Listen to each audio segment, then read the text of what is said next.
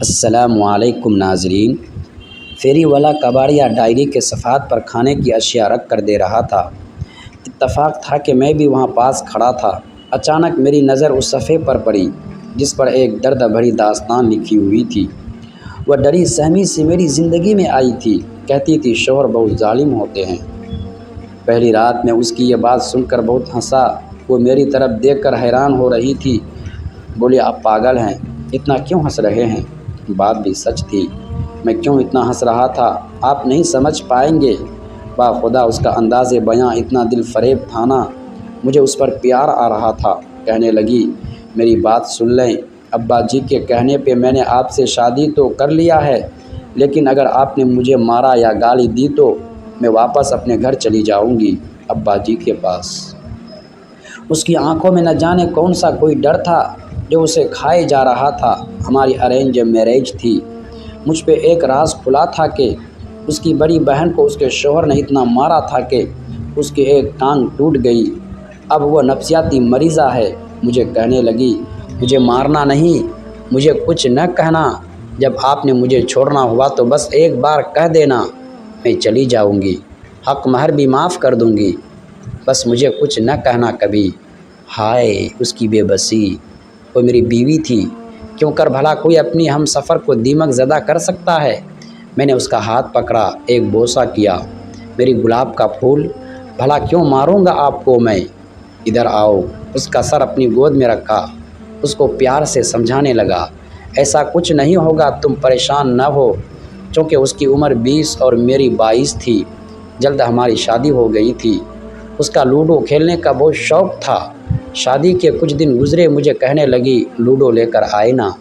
میں کام سے تھکا ہارا آتا، مجھے کھانا دیتی، پھر لوڈو اٹھا کر لے آتی، چلیں ایک گیم کھیلتے ہیں۔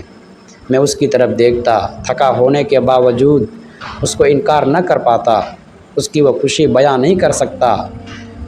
وہ مجھ سے جیت جاتی تھی، کبھی وہ جیت جاتی، کبھی میں ہار جاتا، مطلب میں جان بوجھ کر ہار جاتا تھا۔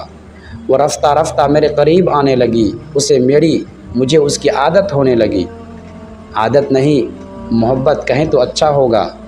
ہمیں ایک دوسرے سے محبت ہونے لگی۔ میں حیران تھا، پہلے وہ بھوک برداشت نہیں کر سکتی تھی، لیکن اب میرے گھر آنے تک وہ کھانا ہی نہیں کھاتی۔ کبھی رات کے 12 بھی بج جائے پھر بھی وہ بھوکی میرا انتظار کرتی۔ پہلے مجھے کھانا دیتی، پھر میرے پاس بیٹھ کر میرے کندھے پر سر رکھ لیتی۔ بچوں کی طرح ضدی تھی، مجھے کہتی اپنے ہاتھ سے کھانا کھلاؤ۔ میں اس کو اپنے ہاتھ سے کھانا کھلاتا، پھر میری گود میں سر رکھ دیتی، دن بھر کیا کیا کام کیے سب بتاتی، باتیں کرتے کرتے سو جاتی۔ مجھے زندگی کے ہونے کا احساس ہونے لگا تھا۔ مجھے محسوس ہونے لگا زندگی کیا اتنی حسین بھی ہو سکتی ہے؟ کیا زندگی کے یہ خوبصورت لمحے بھلا جنت سما کیسے نہ دیتے؟ ایک بار میں کسی بات سے ناراض تھا، اسے ڈانٹا بھی تھا۔ میری طرف غصے سے دیکھنے کے بعد کمرے میں چلی گئی۔ میں جانتا ہوں وہ بہت روئی تھی، لیکن میں بھی غصے میں تھا، اسی لیے اسے رونے دیا۔ پورا دن گزر گیا، مجھ سے کوئی بات نہ کی اس نے۔ میں بھی انا میں رہا۔ میرے سامنے کھانا رکھا، کندھے پر سر رکھ کر بیٹھ گئی۔ میں جانتا تھا وہ بھوکی ہے، میں اس کو کھانا نہ کھلایا۔ آخر میں بھی تو ناراض تھا، کچھ نہ بولی، برتن اٹھائے کچن میں رکھ کر آ گئی، میری گود میں سر رکھ کر لیٹ گئی، خاموش تھی، کبھی کبھی نظریں چرا کر دیکھتی تھی میری جانب۔ میں ٹی وی دیکھ رہا تھا۔ رات کے 12 بج گئے، بارش زوروں کی تھی، بجلی چمکنے لگی۔ میں اٹھا، کھڑکی کے پاس کھڑا ہو گیا۔ اس کا معصوم سا چہرہ، بھوکی سو گئی تھی۔ اس کے چہرے کی جانب دیکھ کر میرا سارا غصہ بھول گیا۔ وہ سارا دن میرے لیے گھر کے کام کرتی ہیں، ایک روبوٹ مشین کی طرح میرا ہر حکم مانتی ہے، بھلا اس کی ایک چھوٹی سی غلطی پہ آج میری وجہ سے بھوکی سو گئی۔ نیند میں بھی میرا نام لے رہی تھی۔